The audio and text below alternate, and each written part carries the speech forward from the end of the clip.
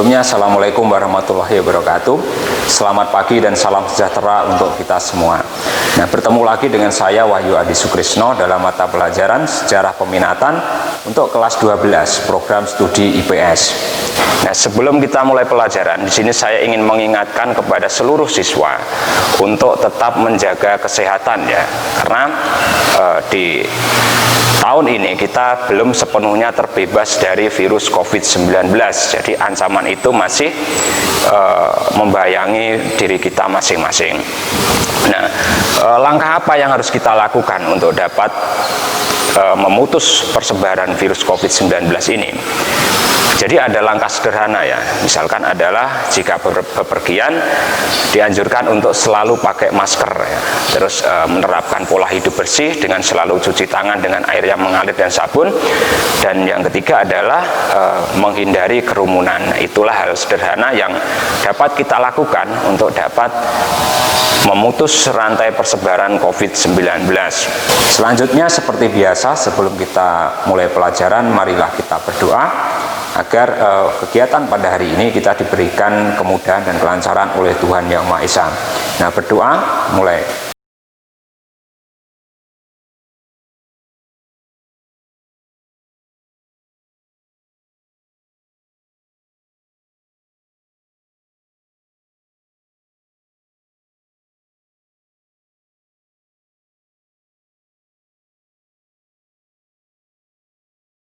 Baik, berdoa selesai. Nah, pada hari ini saya akan menjelaskan sebuah materi. Kalau kemarin kita sudah belajar mengenai organisasi regional dan global, maka pada hari ini kita masuk kepada materi baru, yaitu mengenai sejarah kontemporer dunia. Nah, untuk materi pertama di semester genap ini, kita akan membahas mengenai runtuhnya Vietnam Selatan. Runtuhnya Vietnam Selatan ini merupakan dampak dari Perang Dingin yang sudah kita bahas pada minggu sebelumnya. Jika kalian pernah menonton film Rambo, maka kita dapat mengetahui bahwasanya Rambo ini adalah pasukan dari Amerika Serikat yang berperang melawan pasukan dari Vietnam. Nah, di sini yang menjadi pertanyaan adalah, apakah pada waktu itu Vietnam ini dijajah oleh Amerika, dan mengapa ada Amerika di negara Vietnam? Nah, cuplikan film Rambo tersebut sekiranya dapat kita lihat dalam sebuah sejarah ya. Jadi film Rambo tersebut memang diangkat sejarah nyata dari negara Vietnam. Nah, seperti apa materi tersebut? Marilah kita bahas secara bersama. Perang Vietnam ini terjadi selama 20 tahun, yaitu mulai dari tahun 1955 sampai dengan tahun 1975. Nah, perang ini adalah murni karena benturan ideologi, yaitu di mana pada saat itu Vietnam ini terbagi menjadi dua wilayah negara. Ada Vietnam Utara dan ada juga Vietnam Selatan. Jadi sebenarnya perang Vietnam ini hampir mirip dengan perang Korea yang telah membuat negaranya terpecah menjadi Korea Selatan dan Korea Utara. Nah, perang Vietnam ini terjadi karena adanya benturan ideologi, di mana kalau di Vietnam Utara ini adalah negara yang dipengaruhi oleh ideologi komunis. Sementara kalau di Vietnam Selatan itu merupakan negara yang dipengaruhi oleh ideologi demokrasi liberal. Nah, perang Vietnam ini bermula dari pendudukan negara Perancis di wilayah Vietnam, karena memang pada dasarnya Vietnam ini merupakan wilayah jajahan Perancis, dan hal itu bermula pada tahun 1946 ketika negara Perancis ini mencoba untuk kembali menduduki wilayah Indochina termasuk Vietnam. Pada masa peperangan dengan Perancis ini, pasukan Vietnam ini dinamakan dengan pasukan Viet Minh, atau adalah pasukan kemerdekaan bangsa Vietnam.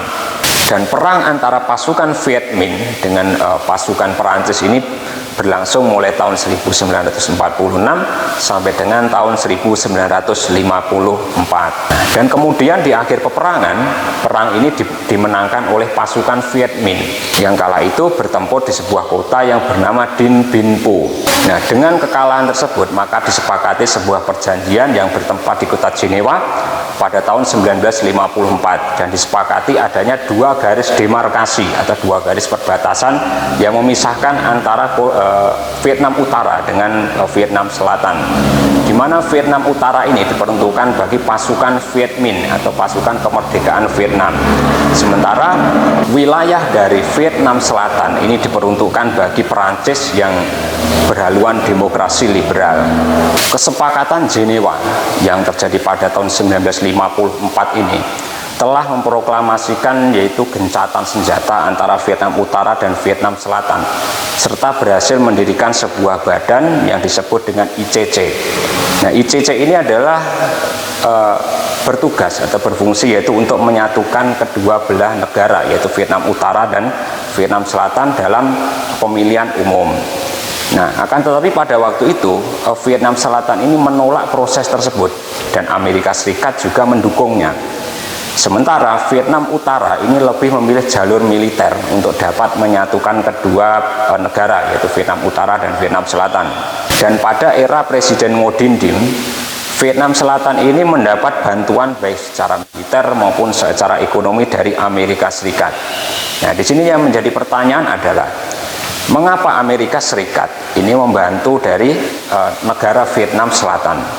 Jawabannya adalah karena adanya kekhawatiran dari Amerika Serikat mengenai penyebarluasan ideologi komunisme di wilayah Asia Tenggara.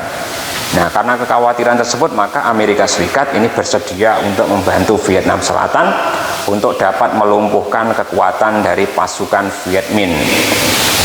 Akan tetapi pada waktu itu pasukan Viet Minh ini berhasil menerobos masuk ke dalam wilayah Vietnam Selatan. Dan di Vietnam Selatan ini pasukan Viet Minh ini juga berhasil merekrut sebagian rakyat Vietnam Selatan untuk dapat bergabung dalam pasukannya, sehingga pada tahun 1960 ini berhasil mendirikan sebuah kelompok gerilyawan yang disebut dengan pasukan Viet Cong. Kelompok pasukan Viet Cong atau kelompok revolusioner Viet Cong ini menjadi pionir dalam kemerdekaan Vietnam yang terjadi pada tanggal 2 September tahun 1945. Nah, selanjutnya adalah mengapa sebagian rakyat dari Vietnam Selatan ini memilih untuk bergabung dengan pasukan Viet Cong? Jawabannya adalah karena pada waktu itu Presiden Ngo Dinh Diem yang dengan gaya kepemimpinannya otoriter dan menganut Katolik ini tidak sesuai dengan mayoritas yang dianut oleh orang-orang Vietnam, yang pada waktu itu mayoritas adalah beragama Buddha. Oleh karena itu banyak yang tidak sepakat dengan pemerintahan Ngo Dinh Diem atau menentang akan pemerintahan Ngo Dinh Diem. Nah, selanjutnya adalah upaya Amerika untuk dapat menghentikan peperangan tersebut. Di antaranya adalah pada era kepemimpinan John F. Kennedy, itu Amerika Serikat memberikan sebuah bantuan baik secara logistik maupun secara militer, dan bantuan tersebut baru dikukuhkan ketika masa presiden yaitu Lyndon B. Johnson. Nah, bantuan tersebut ditujukan untuk membalas dari serangan pasukan Viet Cong di wilayah Vietnam Selatan serta mencegah agresi militer mereka.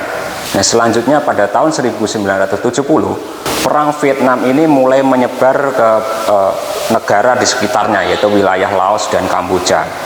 Nah, seiring dengan perang yang semakin melebar tersebut, akhirnya muncullah sebuah gagasan akan sebuah perdamaian di akhir tahun 1970. Nah, gagasan perdamaian ini tidak terlepas dari adanya protes anti perang yang dilakukan oleh rakyat Amerika Serikat. Sehingga pada tahun 1971 Amerika Serikat ini mulai mengurangi pasukannya di wilayah Vietnam, dan Vietnam Selatan ini menyatakan bahwa ia akan mengurusi permasalahan perang tersebut secara mandiri, meskipun peralatan logistik itu masih ditunjang dari Amerika Serikat.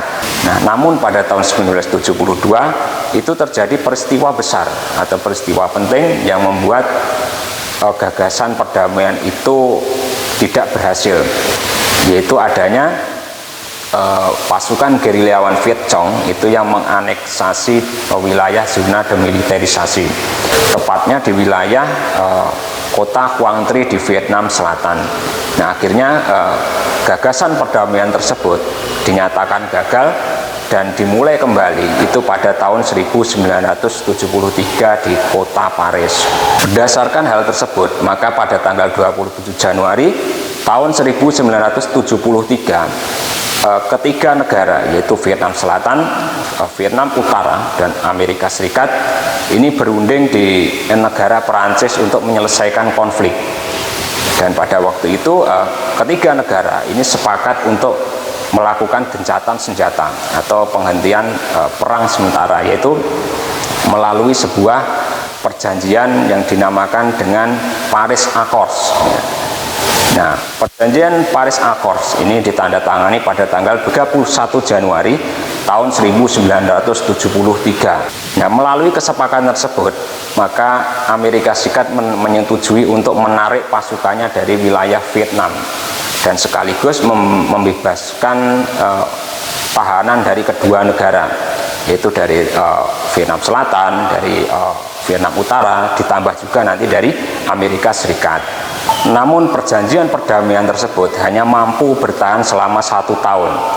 Dan pada tahun 1974, negara Vietnam Utara ini mulai melanggar kesepakatan Paris Accord dengan melakukan aneksasi atau memasuki wilayah di provinsi Vietnam Selatan. Jadi pada waktu itu pasukan gerilyawan dari Viet Cong ini berhasil memasuki beberapa provinsi di wilayah Vietnam Selatan. Bahkan pada tahun 1975 pasukan Viet Cong ini berhasil merebut kota Saigon dari tentara Vietnam Selatan. Dan pada tahun tersebut Presiden Vietnam Selatan yang kala itu dijabat oleh Nguyen Van Thieu ini mengundurkan diri dan melarikan diri ke wilayah Taiwan. Nah, keberhasilan dari pasukan Viet Cong yang berhasil menguasai ibu kota Vietnam Selatan yaitu Saigon ini menandai berakhirnya perang Vietnam. Dan kemudian pasukan Vietnam Utara ini memproklamasikan berdirinya Republik Sosialis Vietnam yang berdiri pada tanggal 2 Juli tahun 1976 dengan ibu kotanya yaitu Hanoi. Sedangkan Saigon itu diganti namanya dengan nama Ho Chi Minh City. Selanjutnya adalah bagaimana dampak dari berakhirnya perang Vietnam ini. Dampak yang paling dirasakan adalah pada Amerika Serikat itu sendiri. Jadi Amerika Serikat ini harus kehilangan ratusan ribu prajuritnya ketika perang Vietnam. Dan secara politik dampak dari perang Vietnam ini adalah berkembangnya ideologi komunis di wilayah Asia Tenggara dan kemenangan komunis di wilayah Asia Tenggara. Dapat diketahui bahwa komunis ini merupakan salah satu ideologi yang berpusat di Uni Soviet dengan naungan di bawah Komunis Internasional atau Komintern. Dan pada waktu itu Ho Chi Minh merupakan salah satu tokoh yang direkrut dari naungan organisasi Komunis Internasional atau Komintern. Nah, itulah salah satu dampak dari perang Vietnam. Jadi kesimpulannya adalah bahwasanya kekuatan Vietnam ini menjadi poros komunisme yang paling disegani oleh Amerika Serikat di kawasan Asia Tenggara. Dan perang Vietnam merupakan perang yang murni akibat benturan ideologi, yaitu ideologi komunis dan ideologi liberal. Nah, itulah materi yang dapat saya sampaikan untuk hari ini. Saya kembali mengingatkan kepada kalian untuk tetap menjaga kesehatan. Jadi patuhi protokol kesehatan. Marilah kita bersama untuk memutus rantai persebaran COVID-19 dengan melakukan langkah sederhana seperti memakai masker, mencuci tangan, dan menghindari kerumunan. Nah, sekian dari saya. Ada kurang lebihnya saya mohon maaf. Terima kasih. Assalamualaikum warahmatullahi wabarakatuh.